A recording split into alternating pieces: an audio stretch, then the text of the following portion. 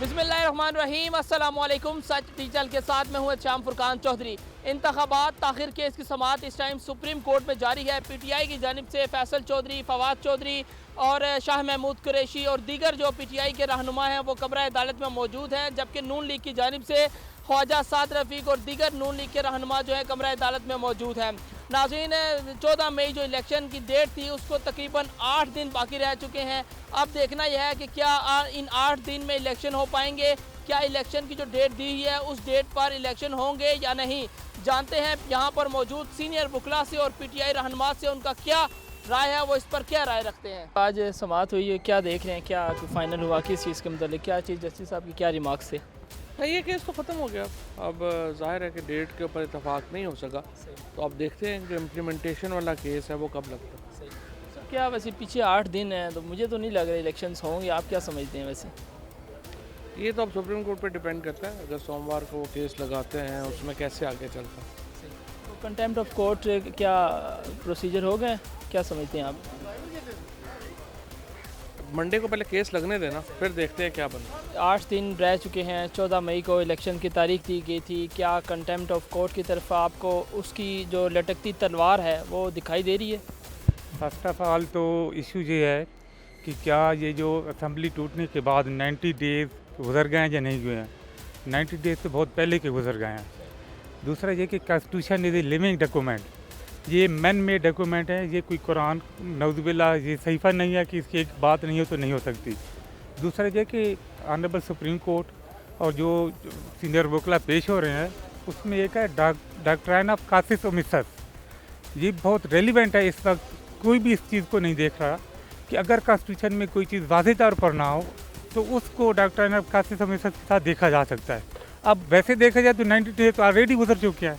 Constitution क्या बार बार ये कह रहे हैं कि जी 90 days for the sake of integrity of Pakistan, for the sake of unity of Pakistan. Election अगर एक दिन में हो सकते हैं और सुप्रीम कोर्ट बड़ा अच्छा इसमें रोल अदा कर रही है कि दोनों पार्टियां बैठ के किसी भी डेट पर मुत्तफिक हो जाएं।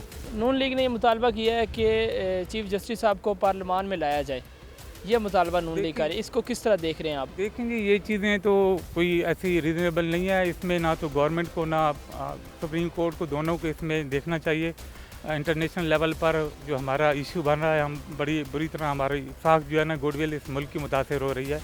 सुप्रीम कोर्ट के अपने अख्तियारात हैं, पार्लियामेंट के अपने अख्तियारात हैं, अगर दोनों अपनी लिमिटेड उसमें रहें तो ये सारा मसला हल हो सकता है। आज की जो रिमार्क्स है चीफ जस्टिस ऑफ पाकिस्तान के, तो उसके बाद क्या लगता है आपको 14 मई को इलेक्शन पॉसिबल है। देखिए, पाकिस्तान की आवाम की उम्मीद, नवीद और ख्वाहिश तो यही है और यही आइनी तकाजा है कि चीफ जस्टिस ऑफ पाकिस्तान जो मुहाफ़िज़ आइन बनकर मंजर आम पर आए हैं वह आइन के तहफ़्फ़ुज़ के लिए डट जाएं और एक वाज़ेह मैसेज दें इस वक्त के हुक्मरानों को कि आइन बालातर है, पार्लियामान बाइख्तियार है, पार्लियामान सॉवरन है, लेकिन आइन जो है वो सर फहरिस्त है, वो बालातर है। तो आइन की बालादस्ती के लिए 90 दिन के अंदर इलेक्शंस के अमल को आगे बढ़ाना जो है वो लाजिम है। चीफ जस्टिस ने कहा कि ये सियासी नहीं आइनी मामला है, ये पाकिस्तान की आवाम के हकूक़ का मामला है, इसको सियासी रंग ना दीजिए, अपने सियासी मुफाद के लिए आइन शिकनी ना कीजिए। आप बताइए कि आइन के अंदर 90 दिन का तयन आर्टिकल 224 में है तो उसको मुकम्मल तौर पर उसको लाजिम करार दिया है पाकिस्तान की आला अदालत ने, उन्होंने इसकी तशरीह कर दी है। अब आपने सिर्फ उसको अमल दरामद कराना है। नून लीग का मुतालबा उन्होंने कर दिया कि चीफ जस्टिस को भी आप पार्लियामान में लाया जाएगा, इसको आप किस तरह देखते हैं। वैसे तो ताकत के नशे में सब चूर होते हैं जब बरसरे इक़्तिदार होते हैं, लेकिन एक सियासी जमात है या दो सियासी जमातें हैं जो ताकत के नशे में इतना चूर है, उनके ऊपर ताकत इस तरह सवार है कि वो भूल रहे हैं कि पाकिस्तान के अंदर आइनी इदारों के हदूद व क़ुयूद तय है। पाकिस्तान की आला अदालत का एहतराम, जो आइन की तशरीह और हिफाजत करते हैं उनका एहतराम सबके ऊपर लाजिम है। जिस 3 मेंबर बेंच इस वक्त इनसे इस्तफसार कर रहा है, मुकालमा कर रहा है, फैसला दे रहा है, उस 3 मेंबर बेंच ने पाकिस्तान के सबसे मायानाज लीडर को घर भेजा। एक सियासी जमात जिसकी मैं मेंबर हूँ उसने मौक़िफ़ इख्तियार किया कि आपका फ़ैसला दुरुस्त नहीं था। पाकिस्तान की आला अदालत ने कहा हम आर्टिकल 69 की तशरीह करके कहते हैं कि कासिम सूरी का फ़ैसला गैर आइनी था। हमने अपने सर को आला अदालत के सामने झुकाया। वो आदमी एक डायरी लेकर यहाँ से 1 किलोमीटर दूर जो वज़ीर आज़म हाउस है, एक डायरी लेकर वहाँ से निकल गया इस अदालत के फ़ैसले के एहतराम के लिए। तो आप कौन से लोग हैं जिसके पास तो अवाम का मैंडेट भी नहीं है, यानी 13 जमातों के पास पाकिस्तान की अवाम का मैंडेट नहीं है। 13 जमातें एक छोटी सी अददी अक्सरियत के ऊपर कायम हुकूमत के पीछे छुप रही हैं।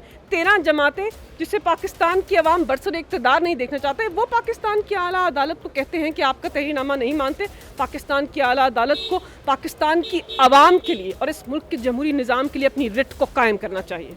सर क्या समझते हैं कि क्या 14 मई को इलेक्शन होंगे या नहीं होंगे? अगर नहीं होते हैं तो कंटेम्प्ट ऑफ कोर्ट आपको की लटकती तलवार आपको नज़र आ रही है? सर अव्वल तो अभी तक जजमेंट एग्जिस्ट करती है, उसके ख़िलाफ़ रिव्यूज़ आए हैं और तमाम रिव्यू पिटिशन्स डिसमिस हो जाएंगी, उनमें कोई स्कोप नहीं है। और इलेक्शन कमीशन का जो रिव्यू है बड़ी बदकिस्मती है कि उसकी जो लैंग्वेज है और उसमें जो स्टैंड है वो सारा ना सिर्फ इलीगल है, अनकॉन्स्टिट्यूशनल है, इमोरल भी है। रही बात इलेक्शन नहीं होती तो कंटेम्प्ट, देखिए आइन बड़ा वाजे है। अभी लोगों में कुछ लोग डिप्रेस हो रहे हैं कि इलेक्शन नहीं हुए तो ये हो जाना है, सुप्रीम कोर्ट ख़त्म हो जानी है, ऐसा कुछ नहीं होगा। ऑनरेबल सुप्रीम कोर्ट इधर ही है। इससे पहले भी वज़राए आज़म जिन्होंने तौहीन अदालत की, उनका हाल आपके सामने है। और अगर इस दफ़ा इलेक्शन नहीं होते तो इसमें इस वज़ीर आज़म और पहले वज़ीर आज़म में लॉ वही है, सुप्रीम कोर्ट वही है, तो नतीजा भी वही होगा। और आज की जो प्रोसीडिंग है इसमें ऑनरेबल सुप्रीम कोर्ट ने बड़ा वाज़े कर दिया है, ऑनरेबल चीफ जस्टिस ने बड़ा वाज़े कह दिया है कि अगर एक फ़ौजी या एक सिपाही जो है ना वो कुर्बानी दे सकता है, शहीद हो सकता है, तो हम भी उसके लिए तैयार हैं मुल्क और आइन के लिए। और जो फ़ैसला है वो आइन के मुताबिक है। उस फ़ैसले में अभी तक कोई भी एडवोकेट साहब या कोई भी जो पेश हो रहे हैं पॉलिटिकल लीडर्स ये नहीं बता सके कि ये फ़ैसला क्यों इम्प्लीमेंट नहीं होने। नून लीग एक मुतालबा कर रही है कि चीफ जस्टिस साहब को हम पार्लियामान में बुलाएंगे, उनके इस मुतालबे को आप किस तरह देखते हैं? देखिए जी, बात यह है कि सुप्रीम कोर्ट या सुप्रीम कोर्ट के चीफ जस्टिस को किसी सूरत में भी कहीं नहीं बुलाया जा सकता। ये सिर्फ और सिर्फ जो है गीदड़ भपकियाँ होती हैं जिसकी बुनियाद पे जो इदारों को ख़राब किया जाता है। मैं समझता हूँ कि इस किस्म की बात होनी नहीं चाहिए। ठीक है, अगर चीफ जस्टिस ने कोई जुडिशल ऑर्डर पास किया है, कोई भी ऑर्डर पास किया है, तो उसका एक ड्यू प्रोसेस मौजूद है कानून में, आइन में, हर जगह। तो that should be adopted for that. Sir 14 मई की जो डेट है, 8 दिन बाकी हैं, क्या कोई इलेक्शन होते नज़र आएंगे? बात यह कि सुप्रीम कोर्ट ने एक ऑर्डर कर दिया, उसकी इम्प्लीमेंटेशन सब पे बाइंडिंग है। अगर कोई नहीं करता तो उसके कॉन्सिक्वेंसेस जो है वो खुद भुगतेगा। तो लेट्स वेट टिल 14th को अगर उनका ऑर्डर इम्प्लीमेंट नहीं होता, क्योंकि बिफोर टाइम तो we can not say anything, तो अगर वो इम्प्लीमेंट नहीं होता तो फिर सुप्रीम कोर्ट ने अपने इख्तियारात का देखना कि वो कहाँ तक इस्तेमाल कर सकते हैं और कहाँ तक नहीं कर सकते। 14 मई का जो सुप्रीम कोर्ट ने एक ऑर्डर दिया था, 8 दिन बाकी हैं, क्या होने वाला है? अगर इलेक्शन ना हुए क्या होगा? देखिए 8 दिन बाकी है, तो मैं ये समझता हूँ कि अभी तो पॉसिबिलिटी नहीं है इलेक्शन करने का। ठीक है, टाइम बहुत कम रह गया है और उसमें फाइनेंशियल इशू है, फंड रिलीज़ नहीं हुए इलेक्शन कमीशन को।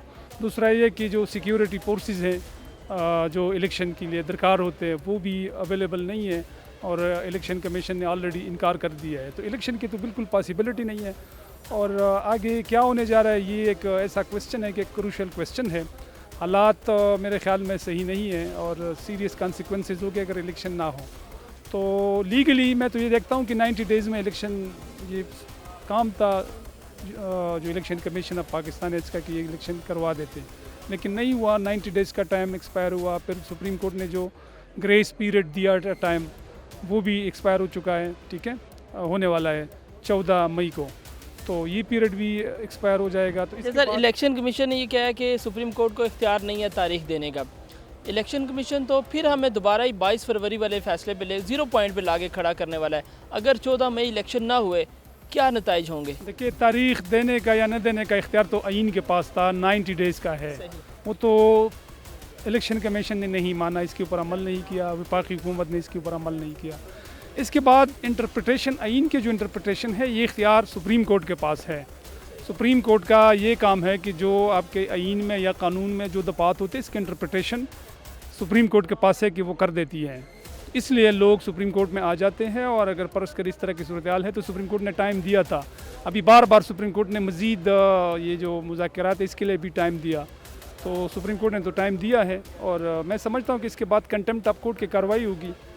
सुप्रीम कोर्ट के पास ये भी इख्तियार है कि नून लीग ने तो चीफ जस्टिस को भी पार्लियामान में बुलाने का मुतालबा कर दिया, आप क्या समझती हैं ये ठीक है? वैसे ये बिल्कुल गलत है। अदलिया जो है ये आइन ने बहुत ज़्यादा तहफ़्फ़ुज़ दिया है। आपका जो हमारा आइन का जो है ना प्रियम्बल है, जिसको पहले हम करारदाद मकासिद बोलते थे, इसको शामिल किया है आर्टिकल 2A में, और इसमें इंडिपेंडेंस ऑफ जुडिशरी की बात है। मतलब आपका अदलिया आज़ाद है। अदलिया से मुराद सुप्रीम कोर्ट और तमाम हाई कोर्ट्स ये आज़ाद है, इसके ऊपर किसी किस्म की पाबंदी नहीं है। ये बिल्कुल गलत बात है कि पार्लियामेंट में आ जाए। जी बिल्कुल, आपने वकला की राय सुनी। वकला का यही कहना है कि कोई भी चीफ जस्टिस ऑफ पाकिस्तान को पार्लियामान में बुलाने का इख्तियार नहीं रखता।